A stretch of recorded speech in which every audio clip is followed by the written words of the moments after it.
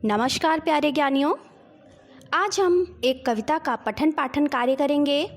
उसके भावों, उद्देश्यों आदि को जानेंगे। इसके कवि अयोध्या सिंह उपाध्याय जी हैं, जिनको हरिओद के नाम से भी जाना जाता है। पाठ का शीर्षक है, कविता का शीर्षक है फूल और कांटा। इस कविता के माध्यम से कवि ने मनुष्य जीवन की ओर संकेत किया है कि जिस ही पौधे से फूल और कांटा दोनों जन्म लेता है, दोनों को समान पालन पोषण, व्यवहार, समाज सब कुछ एक जैसा ही मिलता है, लेकिन दोनों अपने अपने कर्मों के द्वारा फूल और कांटे दो रूपों में विकसित होते हैं। ठीक उसी प्रकार से ये मानव भी है कि उसके ऊपर भी किसी कुल का, किसी परिवेश का, किसी समाज का कोई भी प्रभाव नहीं पड़ता है। अच्छे से अच्छे कुल में जन्म लेने वाला, बहुत ही उच्च कुल में जन्म लेने वाला व्यक्ति भी अपने गलत कर्मों के कारण अपयश या अपकीर्ति का भागीदार होता है, अर्थात वो बुरे रूपों में जाना जाता है, बुरे व्यक्तियों की श्रेणी में आता है। वहीं दूसरी तरफ अगर नीची से नीची जाति में, नीचे कुल में जन्मा हुआ व्यक्ति हो, अगर उसके कर्म अच्छे हैं तो आगे चल करके वो बहुत ही कीर्तिवान और यशस्वी कहलाता है।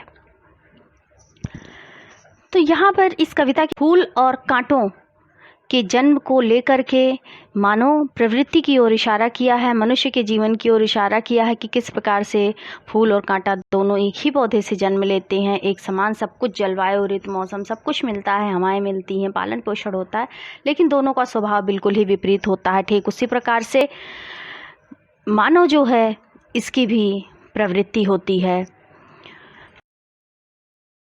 हमारे समाज में बहुत से ऐसे कवि हैं, साहित्यकार हैं, रचनाकार हैं कि जो संगति को मानते हैं, परिवेश को मानते भी हैं, ऐसे भी हैं, लेकिन बहुत से ऐसे भी हैं कि जो संगत या हमारे परिवेश को, हमारे कुल को, समाज को नहीं मानते हैं। कुछ लोग ये मानते हैं कि हमारे समाज का, परिवार का, कुल का बहुत प्रभाव पड़ता है, लेकिन कुछ लोग इस बात को नहीं मानते हैं। तो अयोध्या सिंह जी ने इसी बात को संकेत करते हुए कि किसी भी व्यक्ति पर उसके केवल कर्मों का प्रभाव होता है, उसके कुल का या उसके परिवार का उस पर का कोई भी प्रभाव नहीं पड़ता है। तो चलिए हम कविता को पढ़ते हैं और इसका अर्थ जानते हैं।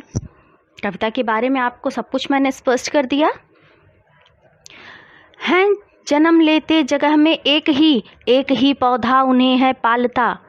किसकी बात हो रही है यहाँ पर? फूल और कांटे की, दोनों की बात हो रही है कि फूल और कांटे दोनों ही एक स्थान पर जन्म लेते हैं, एक ही पौधे से में जन्मते हैं और एक ही पौधा उन्हें है पालता। एक ही पौधे से उनका भरण पोषण होता है, यानी जड़ एक ही है, एक ही तना है, लेकिन ऊपर जाकर के एक कांटा बन गया और एक फूल बन गया। रात में उन पर चमकता चांद भी एक ही सी चांदनी है डालता। रात में जो आसमान में चमकता हुआ चांद है, वो उन पर शीतलता भी, चांदनी भी, यानी चांद अपनी रोशनी भी उसी प्रकार छोड़ता है। ऐसा नहीं कि फूल पर किसी और तरह से। मैं उन पर है बरसता एक सी उन पर हवाएं हैं बही।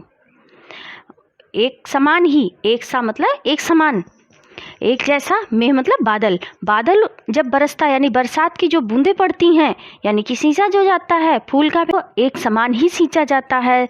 दोनों, चाहे वो कांटा हो चाहे फूल हो, दोनों पर बारिश की बूंदें एक समान ही पड़ती हैं और एक समान ही उन पर हवाएं भी बहती हैं। अर्थात जब हवाएं बहती हैं तो ऐसा नहीं है कि उस पर किसी और तरह की हवा आ रही है कांटे पर और फूल पर किसी और तरह की हवा आ रही है।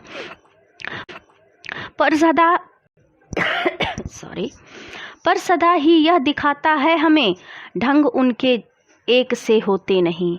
लेकिन हमें सदा ये बात दिखाई देती है कि उनका जो तरीका है वो एक जैसा नहीं होता है, अर्थात वो दूसरों के साथ एक जैसा व्यवहार नहीं करते हैं। देखिए, अब जो अगली पंक्तियां हैं इसमें हम कांटों के बारे में पढ़ेंगे कि वो क्या क्या करते हैं। छेद कर कांटा किसी की उंगलियां, फाड़ देता है किसी का वर वसन। देखिए वर यहाँ पर अनेकार्थी शब्द के रूप में प्रयोग किया गया है। वर का अभिप्राय, जो दूल्हा होता है उसको भी वर कहा जाता है, ठीक है, लेकिन यहाँ पर वर का अभिप्राय सुंदर है। वसन, वसन का अर्थ पट, चीर, सीधे शब्दों में कपड़ा, ठीक है, वस्त्र। प्यार डूबी तितलियों के पर कतर, पर काटना, भौर का भी बेध देता श्याम तन।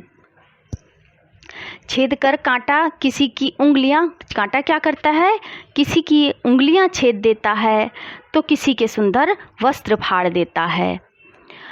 वो प्यार में डूबी हुई तितलियों के पंख भी कतर देता है। फूलों पर जब आती हैं तितलियां तो उस समय उनके पंख भी फूल क्या करता है, काट देता है, कतर देता है, यानी छोटे से टुकड़े कर देता है, उसमें फाड़ देता है। भौर का भी बेध देता श्याम तन, और भौरे जो होते हैं, जैसे तितलियां होती हैं ऐसे ही भौरे होते हैं। भौरे हमारे समाज में शुभ शगुन का सूचक माने जाते हैं। अगर भौरे दिखाई देते हैं तो, वैसे जैसे आप उसको साइंस में पढ़ते हैं इंसेक्ट्स, ऐसे ही हिंदी में उसको कीट पतंगों के नाम से जाना जाता है। तो भौर का भी बेध देता श्याम तन, कांटा क्या करता है, जो भौरे हैं उनका भी श्याम जो नीले वर्ण का होता है। वैसे श्याम को सांवले से भी संबोधित किया जाता है, लेकिन मुख्य रूप से इसको श्याम रंग, यानी कि श्री कृष्ण जी का रंग कैसा था, सांवला मानते हैं, लेकिन शुद्ध रूप में उनका रंग कैसा था, आसमान के जैसा था, नीला वर्ण था, हल्की सी। तो वो क्या करता है, कांटा भौरों का भी श्याम रंग, यानी कि भौरों का भी जो सांवला शरीर है उसको वो बेध देता है, यानी उसमें भी वो चुभ जाता है, उनको भी चोटिल कर देता है। इसी के विपरीत देखिए अब हम पढ़ेंगे फूलों के बारे में। फूल क्या करते हैं, फूल लेकर तितलियों को गोद में, भौर को अपना अनूठा रस पिला।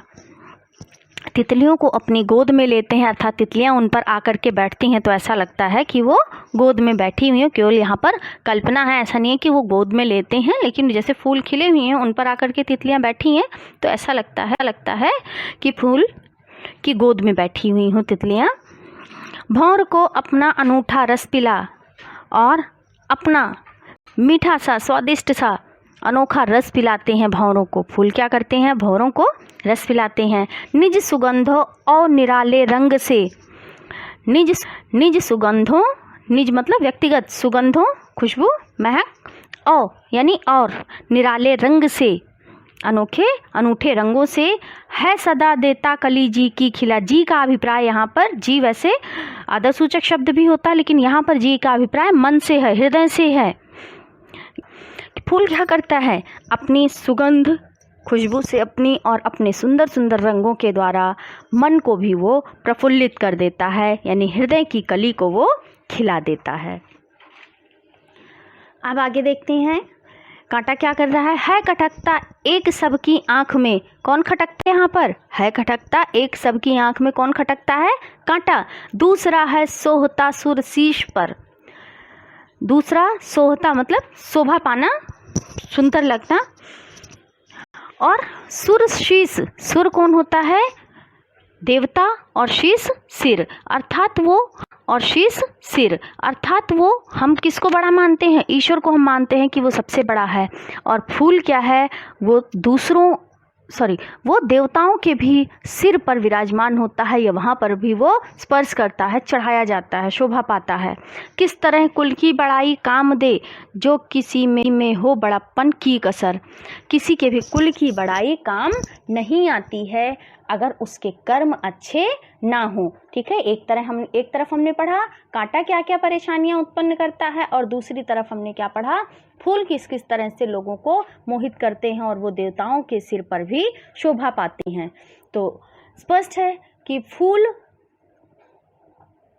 हमेशा एक अच्छे व्यक्ति का सूचक है, और कांटे को यहाँ पर बुरे व्यक्तियों का सूचक बताया गया है, यानी कि ऐसे व्यक्ति जिनकी समाज में कीर्ति होती है और यश हो तुलना फूलों से की गई है, संबोधित किया गया है। और ऐसे व्यक्ति की जिनकी तुलना या जिनको कांटा कह करके यहाँ पर संबोधित किया गया है, इशारा किया गया है, वो बुरे लोग होते हैं या बुरे कर्म करने वाले, या जिनकी समाज में अपकीर्ति होती है या अपयश होता है या अपयश होता है। ओके, धन्यवाद।